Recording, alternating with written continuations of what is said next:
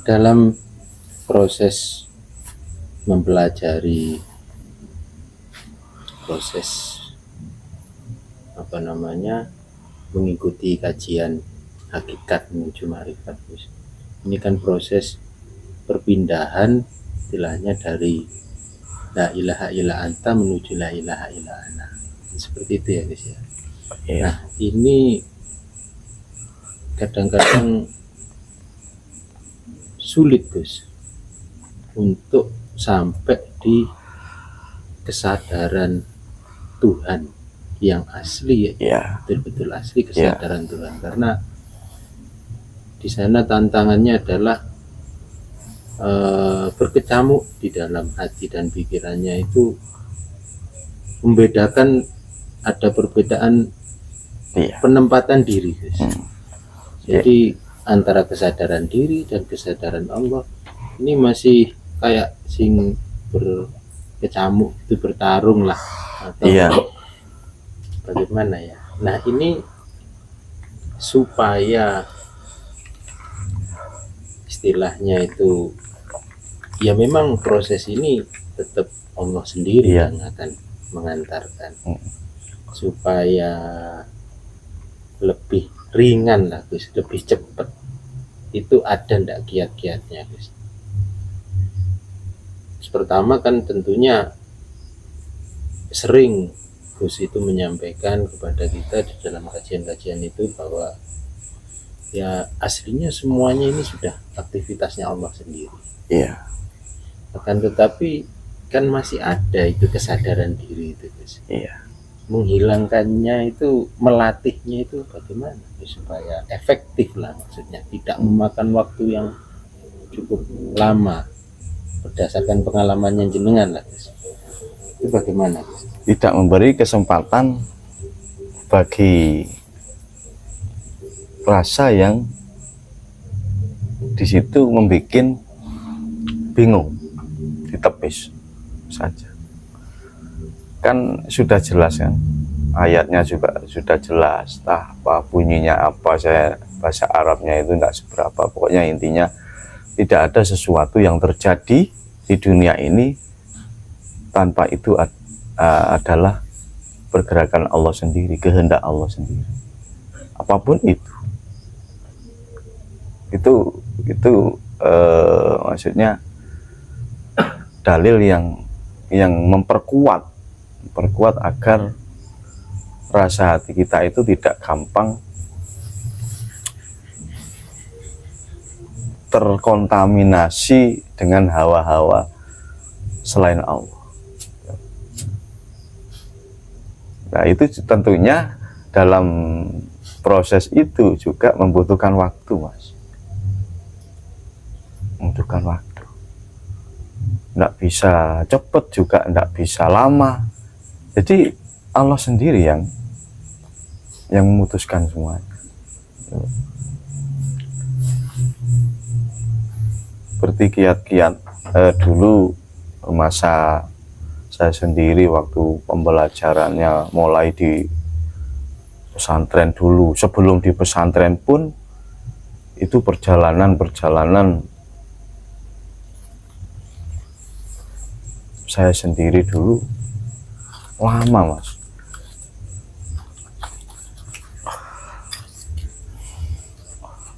Jadi dulu pertama saya ingin memuliakan kedua orang tua, akhirnya saya bekerja keras, akhirnya bisa punya banyak uang dan bisa membelikan orang tua, bisa secara syariatnya, secara lahiriahnya itu saya bisa menyenangkan orang tua dengan banyak uang lah, katakan seperti itu. Ternyata orang tua kandung saya ini tidak senang melihat saya walaupun saya banyak uang, saya sering membelikan ini itu, orang tua saya masih tidak senang. Tapi ketika background saya rubah, saya pakai sarung, saya sering bermain sama orang-orang yang ahli ibadah, ternyata orang tua saya senang gitu loh. Dan akhirnya mulai detik itu saya memutuskan ke pesantren. Jadi awalnya awalnya keniatan itu juga tidak tahu mas, dulu pokoknya intinya saya ingin memuliakan kedua orang tua itu dulunya. Nggak tahunya terus kok digerakkan ke pesantren. Setelah di pesantren pelajari ilmu dari syariat, kemudian melangkah ke toreko, dan di toreko itu juga bertahun-tahun. Nah, saya baca wirid dulu 3 tahun lebih, bahkan lebih dari 3 tahun. Terus saya juga suka bertirakat di dalam air, di dalam sungai, itu baca-baca apa yang saya bisa. Dan itu keniatannya juga tidak tahu saya, itu loh. Saya hanya merasakan dorongan dari dalam rasa, saya lakukan itu saja. Seperti dulu itu di salah satu pemandian, ada salah satu sumber pemandian lah mata air itu, saya pernah 1 malam di situ, dan itu intinya saya kepingin dekat dengan Allah. Itu niatnya juga cuma seperti itu, baca wirid terus saya di dalam air itu, dan akhirnya di situ saya menemukan 7 macam godaan. 7 macam godaan, dan berhasil saya lalui. Kemudian saya dikasih kesadaran lagi, dan itu pun masih panjang perjalanannya, tidak ketemu, masih belum ketemu. Kemudian saya di pondok lagi, kemudian belajar lagi, dan terus belajar lagi, tirakat lagi, sering berpuasa, sering wirid, baca wirid, ijazah-ijazah dari guru-guru seperti Hizib Bahar, terus banyak sudah ilmu-ilmu yang sudah saya dapatkan dari guru-guru.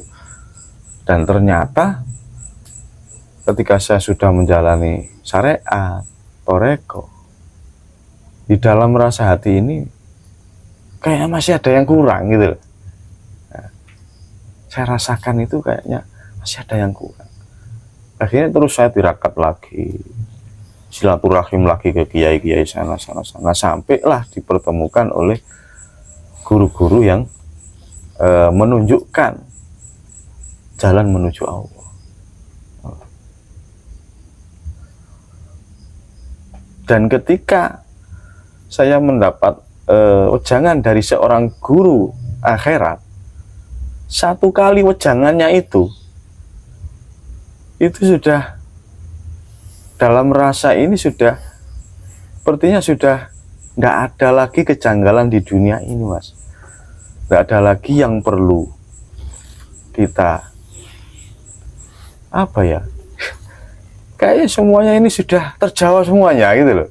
Dari 1 jawaban guru akhirat itu, ini sudah ilmu-ilmu yang semuanya dulu saya pelajari itu, poinnya itu sudah terjawab dari 1 jawaban dari guru akhirat itu. Ini semuanya paham sudah. Ternyata intinya cuma pasrah total terhadap Tuhan. Kalau orang Jawa bilang nrimo ing panduming Gusti. Cuma itu yang saya temukan, inti mentoknya pencarian saya itu. Tidak ada lagi sudah. Menurut saya pribadi loh, ini perjalanan saya pribadi. Masalahnya kenapa saya bilang nrimo ing panduming Gusti? Setinggi apapun ilmu seseorang, jika dia masih protes dengan takdir Tuhan, kayaknya belum. Itu loh. Yang saya rasakan seperti itu.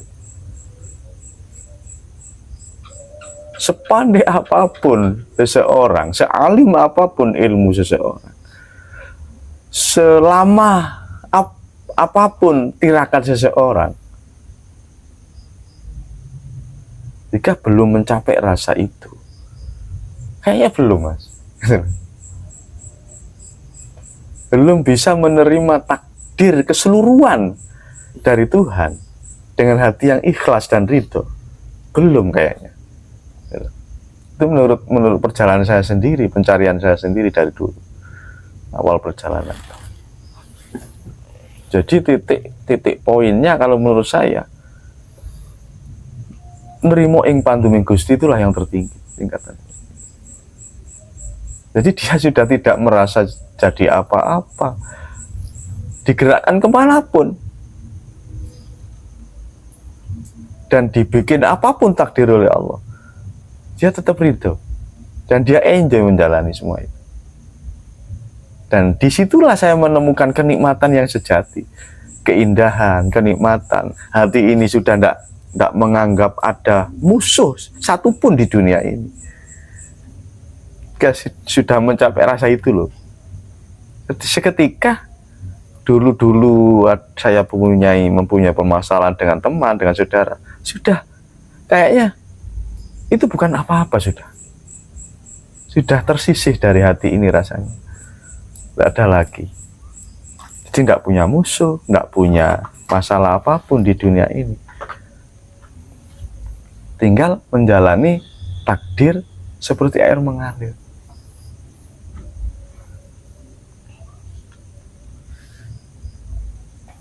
Entah itu yang dinamakan wusul atau tidak, saya tidak berani mengatakan. Pokoknya intinya, saya bukan siapa-siapa, tidak bisa apa-apa. Semuanya ini karena Allah, Tuhan ini sendiri.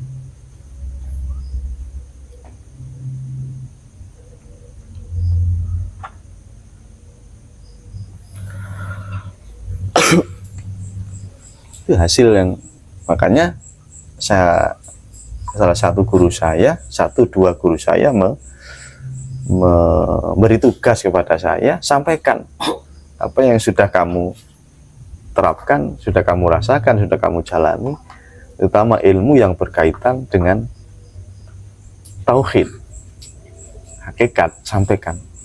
Nah, mulai itulah saya berani menyampaikan, Mas. Saya berani menyampaikan sedikit demi sedikit, dan akhirnya sampai sekarang mulai merambah kan gitu. Jadi semuanya itu yang saya sampaikan hasil dari apa yang sudah saya lewati, sudah saya jalani.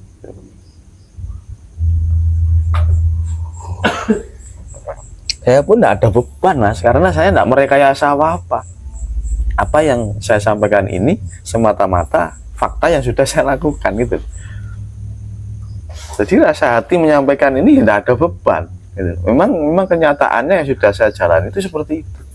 Ya, itu saya yang saya sampaikan ya sebatas apa yang menjadi pengetahuan saya.